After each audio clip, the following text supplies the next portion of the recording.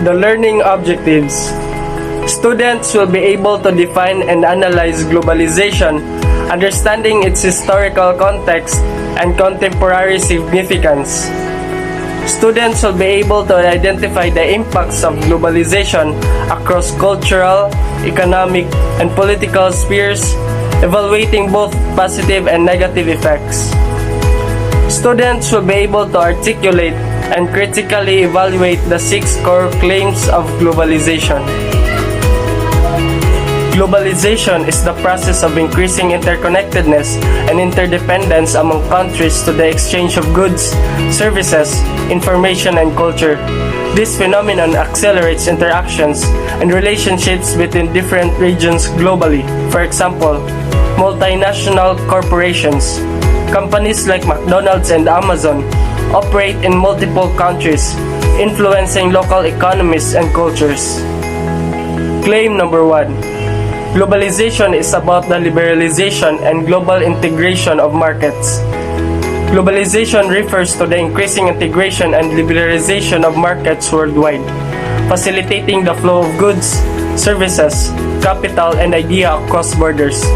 This process has to lead significant economic growth, as evidenced by the rise in global trade, which has averaged 6% annually over the past 2 decades.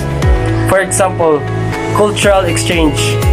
Global commodities like coffee and avocados illustrate how local products have become staples worldwide due to trade.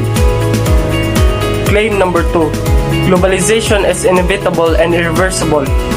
Globalization is often described as inevitable and irreversible because of its profound impact on economies, cultures, and societies worldwide. It represents the increasing interconnectedness of nations through trade, technology, and communication. For example, cultural globalization. The global popularity of cultural phenomena such as K-pop music, which transcends national boundaries and influences diverse audiences worldwide. These examples illustrate that globalization shapes our lives in ways that are increasingly difficult to reverse. Claim number 3. Nobody is in charge of globalization. The claim that nobody is in charge of globalization suggests that globalization operates without a central authority, driven instead by various factors and entities.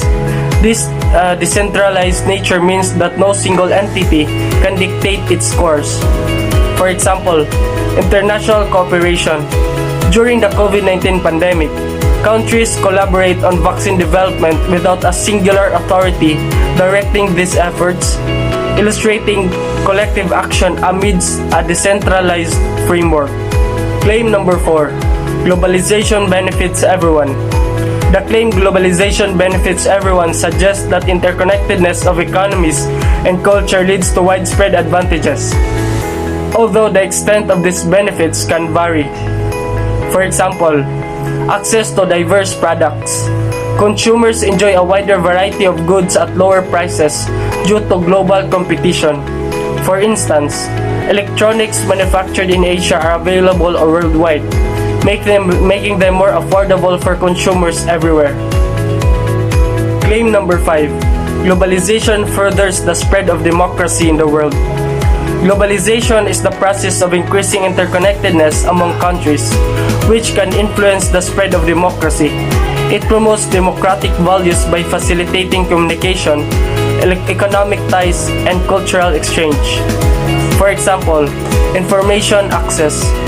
Globalization reduces barriers to information, allowing citizens in authoritarian regimes to access democratic ideals and practices from democratic nations, fostering demands for political change. Claim 6. Globalization requires a global war on terror. Globalization has created a complex relationship with terrorism, necessitating a global response to combat its threats. As countries become more interconnected, the potential for terrorist groups to exploit these connections increases, leading to calls for coordinated international efforts against terrorism.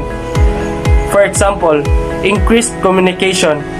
Globalization facilitates rapid communication, allowing terrorist organizations to coordinate attacks and spread propaganda globally, as seen with groups like ISIS using social media for recruitment and planning.